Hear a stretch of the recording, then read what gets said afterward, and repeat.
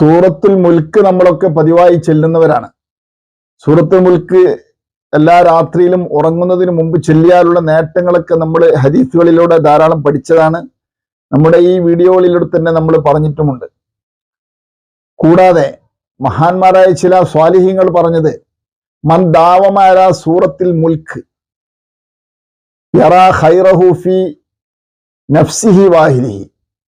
സൂറത്തുൽ മുൽക്ക് പാരായണം ഒരാൾ പതിവാക്കിയാൽ അതിൻ്റെ പുണ്യം അദ്ദേഹത്തിന്റെ സ്വന്തം ശരീരത്തിലും കുടുംബത്തിലുമൊക്കെ അദ്ദേഹത്തിന് അറിയാൻ കഴിയുമെന്നാണ്. പ്രത്യേകിച്ച് സൂറത്തുൽ മുൽക്കിന്റെ 14-ാമത്തെ ആയത്ത് അലാ യഅലമു മൻ ഖലഖ വഹുവൽ ലത്തീഫുൽ ഖബീർ, ഈ ആയത്ത് വളരെ കൂടുതലായി പതിവാക്കുന്നത് വളരെ നല്ലതാണ്. പ്രത്യേകിച്ച് അതിൻ്റെ ഒരു കണക്ക് 2012 തവണ അത് ചെല്ലാൻ കഴിയുമ്പോൾ അത് വലിയ ഭാഗ്യമുണ്ടാകുമെന്ന്, ഒരുപാട് സിറുകളും അത്ഭുതങ്ങളും അതിൻ്റെ പിന്നിൽ ഒളിഞ്ഞിരിപ്പുണ്ടെന്ന് മഹാന്മാരായ സ്വാലിഹീങ്ങൾ പറഞ്ഞതായി നമ്മുടെ മുഹമ്മദ് മാലിക് തങ്ങളുടെ അബ്വാബുൽ ഫർജ് നോക്കിയാൽ കാണാം.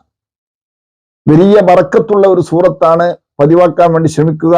പ്രത്യേകിച്ച് ഈ ആയത്ത് നോട്ട് ചെയ്യുക. അള്ളാഹു സഹായിക്കുമാറാകട്ടെ.